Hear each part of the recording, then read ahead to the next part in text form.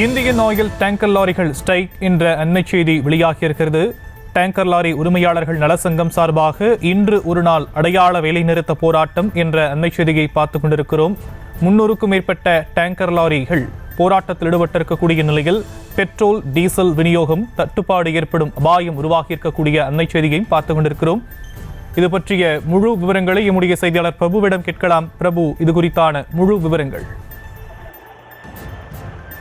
வணக்கம் ஷாம். சென்னை தண்டையார்பேட்டையில் அமைந்துள்ள Indian oil corporation லிமிடெடின் petrol கையாளும் முனையத்தில் டேங்கர் லாரி உரிமையாளர்கள் நலசங்கம் சார்பில் இன்று ஒரு நாள் அடையாள வேலை நிறுத்த போராட்டமானது நடைபெற்று வருகிறது. இன்று காலை முதல் தொடங்கிய இந்த போராட்டத்தில் 300க்கும் மேற்பட்ட டேங்கர் லாரிகள் சென்னை, திருவள்ளூர், ராணிப்பேட்டை, வேலூர், திருவண்ணாமலை, காஞ்சிபுரம், செங்கல்பட்டு உள்ளிட்ட மாவட்டங்களில் செல்லும் இந்த டேங்கர் லாரிகள் நிறுத்தப்பட்டிருக்கின்ற காரணத்தினால் இதனை ஓட்டிச் செல்லக்கூடிய ஓட்டுநர்கள் பணிக்கு செல்லாத காரணத்தினாலே இன்று பெட்ரோல் மற்றும் டீசல் கொண்டு செல்வதும் நிறுத்தப்பட்டிருக்கிறது.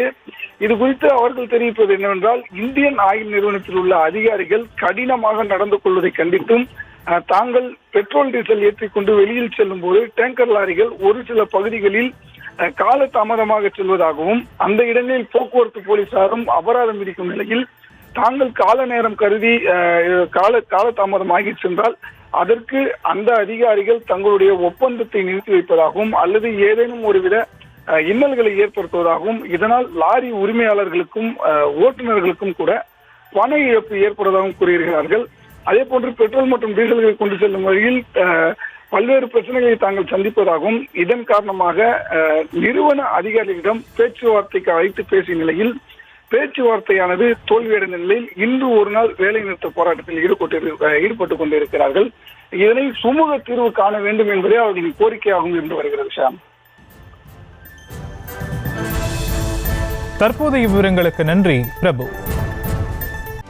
செய்திகளை உடனுக்குடனும் துல்லியமாகவும் தெரிந்து கொள்ள சப்ஸ்கிரைப் பண்ணுங்க.